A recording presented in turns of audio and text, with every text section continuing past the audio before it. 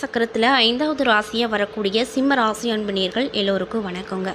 இன்றைக்கி நாம் நம்மளுடைய சேனலில் என்ன மாதிரியான தகவலை பார்க்க போகிறோம்னா, சிம்ம ராசிக்காரங்களுக்கு அடுத்தடுத்து வரக்கூடிய காலகட்டங்கள் எப்படி இருக்க போகுது, பல ஆண்டுகளாகவே கஷ்டத்தை மட்டும் பார்த்துட்டு வந்த சிம்ம ராசிக்காரங்களுக்கு இனி வரக்கூடிய நாட்களாவது சிறப்பான நாட்களும் இருக்குமா அப்படிங்கிறத பற்றி தான் நான் உங்கள் கிட்ட இந்த பதிவில் சொல்ல போகிறேன். முக்கியமாக கிரக அமைப்புகள் எங்கெங்கே அமைஞ்சிருக்கு, இதனால் என்ன மாதிரியான பலன் நீங்கள் பெறுவீங்க அப்படிங்கிறத தான் நான் சொல்ல போகிறேன். மேலும் உங்களுடைய குணாதிசயங்கள் என்ன, நீங்கள் எந்த கடவுளை வணங்கணும், என்ன மாதிரியான பரிகாரங்களை மேற்கொள்ளணும் அப்படிங்கிறதையும் தொடர்ச்சியாக சொல்லுவேன். ஸோ வீடியோவை ஸ்கிப் பண்ணாமல் பாருங்கள். இதே மாதிரியான ஆன்மீகம் சார்ந்த வீடியோஸ் எல்லாம் நீங்கள் பார்க்கணும் அப்படின்னு நினச்சா மறக்காமல் நம்ம சேனலை சப்ஸ்கிரைப் பண்ணிவிட்டு கீழே இருக்கும் பெல் ஐக்கானையும் மறக்காமல் கிளிக் பண்ணுங்கள். அப்போ தான் நம்ம சேனலில் போடுற எல்லா வீடியோஸுமே நோட்டிஃபிகேஷனாக உங்கள் கிட்ட வரும். ஸோ இப்போ வாங்க நம்ம வீடியோக்குள்ளே போய் சிம்மராசிக்காரங்களுக்கு அடுத்தடுத்து வரக்கூடிய நல்ல நல்ல விஷயங்கள் என்ன அப்படிங்கிறத பார்க்கலாம். சிம்மராசிக்காரங்க வாழ்க்கையை விட பெரியவங்களாக பார்க்கப்படுது. அவங்களுடைய தோற்றம், ஆளுமை, இயல்பு, அவர்களுடைய தன்னம்பிக்கை என எல்லாத்துலேயுமே குறை கூற உங்களால் முடியாத ஒரு விஷயமாக தான் இருக்கும். சிம்மராசிக்காரங்க எங்கே போனாலுமே மற்றவங்களின் கவனத்தை ஈர்க்க தவற மாட்டாங்க. வாழ்க்கையின் ஒவ்வொரு நொடியையும் ரசித்து வாழணும் அப்படின்னு ஆசைப்படுவாங்க. அவங்களுக்கு சங்கடமான தருணங்களை தாங்கிக் கொள்ளும் ஆற்றல் கிடையாது. தோல்வி அப்படிங்கிற வார்த்தை அவங்களுக்கு அந்நியாயமானது. அவங்களால முடியும் என்கின்ற நம்பிக்கையில் எதை வேண்டுமானாலும் செய்வாங்க. மற்றவங்க என்ன நினைப்பாங்க அப்படின்னலாம் யோசிக்கவே மாட்டாங்க. அவங்க மனசில் பட்டதை அப்படியே செஞ்சுக்கிட்டு போயிட்டே இருப்பாங்க. அது மட்டும் இல்லாமல் இந்த சிம்ம ராசிக்காரங்களை ஒரு முறை யாராவது ஏமாற்றி விட்டாங்கன்னா அவங்களுடைய நம்பிக்கையை திரும்ப பெறுவதற்கு கடினமாக உழைக்க வேண்டும். சில சிம்ம ராசிக்காரர்கள் உண்மையாகவே விரும்ப வேண்டும் அப்படிங்கிற நல்ல நோக்கம் கொண்டவங்களாக இருப்பாங்க. அது மட்டும் இல்லாமல் சிம்ம ராசிக்காரங்க கூட்டத்தை பார்த்தோ புதிய நபர்களை பார்த்தோ கூச்சப்பட மாட்டாங்க. அவங்களுடைய ஒவ்வொரு விஷயங்களையும் ஆழ்ந்து யோசித்து சிந்திப்பாங்க. ஒரு கூட்டத்தில் இருக்கும்போது தங்களுடைய ஆற்றல் வாய்ந்தவர்களாக இருப்பது சிம்மராசிக்காரர்களுக்கு நன்றாக தெரியும். அவங்க சங்கடங்களுக்கு ஆளாகவும் பயப்படுவதில்லை. அதே நேரத்தில் முற்றிலும் தெரியாத நபர்களிடம் பேசும்போது கூட கூச்சப்படுவதில்லை. மிகவும் கண்டிப்பான மனிதர்களோடு கூட உரையாடிடுவாங்க. ஒரு பெரிய கூட்டத்தில் கூட ஒற்றை மனிதராக நின்று மிக எளிதாக நேர்த்தியாக தாக்குவாங்க. சிம்மராசிக்காரர்களின் தைரியத்தை யாராலும் பாராட்டாமல் இருக்கவே முடியாது.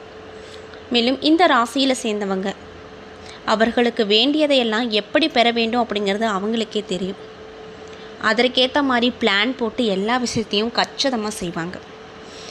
அவங்களுக்கு தேவையானதை கேட்டு பெறுவதற்கும் தயக்கமே பட மாட்டாங்க. எந்த விஷயமா இருந்தாலும் நேரடியாக கேட்டு வாங்கிக்குவாங்க. வானத்தை அடைய நினைத்தாலும் தங்களுடைய லட்சியத்தை அடைந்தே தீருவாங்க. உயர்ந்த விஷயங்களுக்கு ரொம்ப நிறைய ஆசைப்படுவாங்க.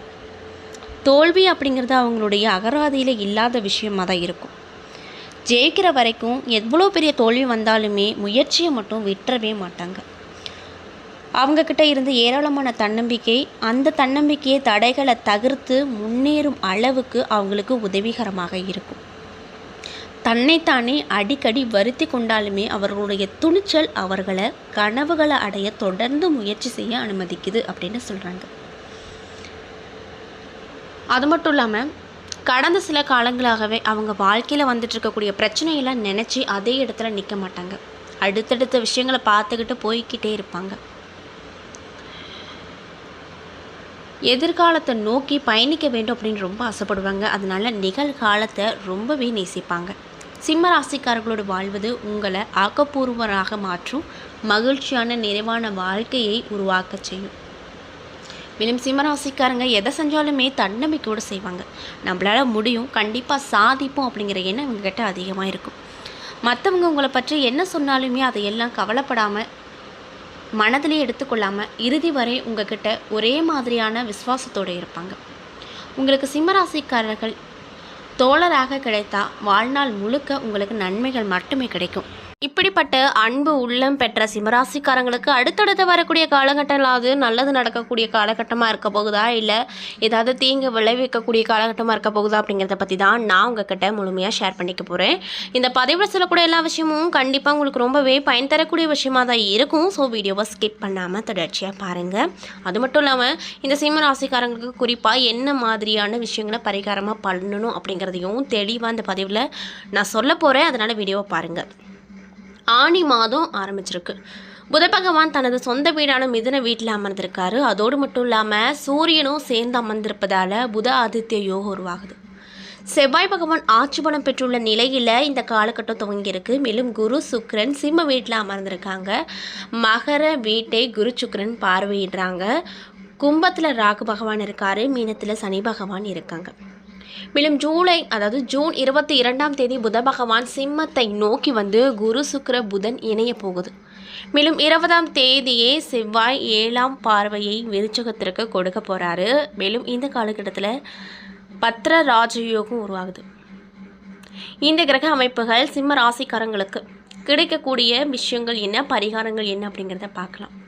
அதாவது இதன் மூலியமாக உங்களுக்கு என்ன மாதிரியான பலன் கிடைக்கும் அப்படிங்கிறத பார்க்கலாம். சிம்ம ராசிக்காரங்களுக்கு 11வது இடத்துல குரு பகவான் மற்றும் 12வது இடத்திற்கு செல்ல போகிறார். முதல் 15 நாள் அப்படிங்கிறது இந்த ஆணி மாதத்தில் மிகுந்த கவனமாக நீங்கள் இருக்கணும்னு சொல்கிறாங்க. வேலை செய்கிற இடத்துல நிறைய பிரச்சனைகளை பார்ப்பீங்க. அது மட்டும் இல்லாமல் நீங்கள் செஞ்சிட்ருக்கக்கூடிய வேலையில் வேலைப்பளு அதிகமாக இருக்கக்கூடிய காலகட்டமாக அமைஞ்சிருக்கு. எந்த விஷயத்துக்கெல்லாம் வருத்தப்பட்டீங்களோ கவலைப்பட்டீங்களோ அந்த நிலை எல்லாமே மாறக்கூடிய ஒரு நல்ல காலகட்டமாக உங்களுக்கு இருக்க போகுது. மேலும் வாழ்க்கையை புதிதாக தொடங்கும் காலகட்டமாக உங்களுக்கு இந்த காலகட்டம் அமைஞ்சிருக்கு. அது மட்டும் இல்லாமல் உங்கள் ராசிநாதன் அப்படின்னு சொல்லக்கூடியவர் புதன் வீட்டில் அமர்ந்திருப்பதால் யோகத்தை கொடுப்பாரு. நிறைய நல்லவை நடக்கக்கூடிய காலகட்டம் உங்களுக்கு அமைஞ்சிருக்கு.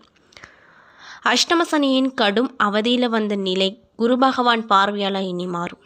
யாருமே முடிக்க முடியாத விஷயத்தை முடித்து காட்டுவீங்க. திட்டமிட்டு வெற்றி பெறும் நல்ல காலகட்டமாக உங்களுக்கு அமைஞ்சிருக்கு. அதனால் என்னென்ன விஷயம்லாம் பிளான் பண்ணி பண்ணுறீங்களோ அதில் வெற்றி உங்களுக்கு தான். இதுவரைக்கும் இல்லாத அளவுக்கு பேச்சில் தெளிவு நிதானம் ஏற்படும் நல்ல காலகட்டமாக அமைஞ்சிருக்கு.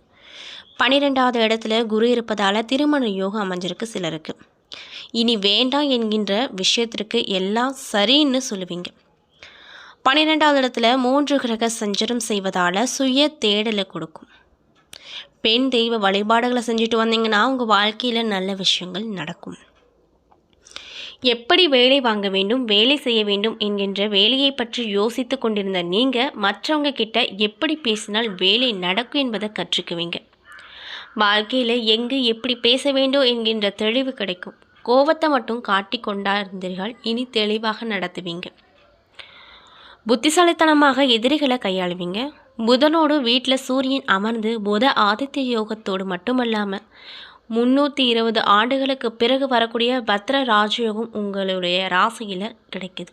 மேலும் சிம்ம ராசி சிம்ம லக்னத்தில் சேர்ந்தவங்களுக்கு பெண் தெய்வத்தின் அருள் பரிபூர்ணமாக இந்த காலகட்டத்தில் கிடைக்கும். மேலும் 21ஆம் தேதி வரை தூக்கத்தில் தொந்தரவுகளும் தூக்கமின்மை வருவதற்கான வாய்ப்பும் அமைஞ்சிருக்கு. மொத்தத்தில் இந்த காலகட்டம் உங்களுக்கு வேலையில் இருந்து வந்த பிரச்சனைகள் அதிகரிக்கும். இதுவரைக்கும் இல்லாத அளவு திட்டமிடுதல் தெளிவு உண்டாகும். தன்னம்பிக்கையும் தைரியமும் புதுசாக பிறக்கும். மற்றவங்களை எப்படி அணுக வேண்டும் அப்படிங்கிற தெளிவு கிடைக்கும். உலகம் உங்களை கொண்டாடக்கூடிய காலகட்டமாக இந்த காலகட்டம் நிச்சயமாக இருக்கும். அதில் எந்த ஒரு மாற்று கருத்தும் இல்லை அப்படின்னு சொல்கிறாங்க. அது மட்டும் இல்லாமல் உங்களுக்கு திடீர்னு அதிர்ஷ்ட வாய்ப்புகள் வரும் அப்படின்னு சொல்கிறாங்க. உங்களுடைய பிள்ளைகளால் மகிழ்ச்சி தரக்கூடிய நிறைய சம்பவங்களை பார்ப்பீங்க. நண்பர்களும் அனுகூலமாக நடந்துப்பாங்க. அவங்கக்கிட்ட எதிர்பார்த்த உதவிகள் எந்த ஒரு தாமதமுமே இல்லாமல் உங்ககிட்ட வந்து சேரும். வெளிவட்டாரத்தில் செல்வாக்கு அதிகரிக்கும். தெய்வ பக்தி அதிகரிக்கும். எடுத்த செயலை வெற்றிகரமாக செஞ்சு முடிப்பீங்க. பணப்புழக்கத்தை பொறுத்த வரைக்கும் உங்களுக்கு பணப்புழக்கம் அதிகமாக இருக்கும். தெய்வத்தின் மீது பக்தி அதிகரிக்கும். எடுத்த செயலை வெற்றிகரமாக செஞ்சு முடிப்பீங்க. மேலும் குடும்பத்தில் உறவினர்களிடையே இருந்து வந்த கருத்து வேறுபாடு நீங்கி சுமூகமான சூழ்நிலை பிறக்கப் போகுது. வெளிவட்டாரத்தில் மதிப்பு மரியாதையும் கூட போகுது. இன்னும் சிலருக்கு புதிய வீடு வாகனம் வாங்கக்கூடிய வாய்ப்பு அமைஞ்சிருக்கு. குடும்ப பெரியவர்களும் நண்பர்களும் உதவிகரமாக உங்களுக்கு இந்த காலகட்டத்தில் இருப்பாங்க. இதனால் ரொம்ப சந்தோஷமாக இருப்பீங்க. புதிய ஆடை ஆபரணங்கள் சேர்க்கை கிடைக்கும். ஆண்களுக்கு பெண்களாலும் பெண்களுக்கு ஆண்களாலும் நன்மை வரும். இன்னும் சிலருக்கு புண்ணிய தலங்களுக்கு சென்று வரக்கூடிய வாய்ப்புகள் அமைஞ்சிருக்கு. ஆனாலும் உடல் நலத்தில் ரொம்ப கவனமாக இருக்கணும்.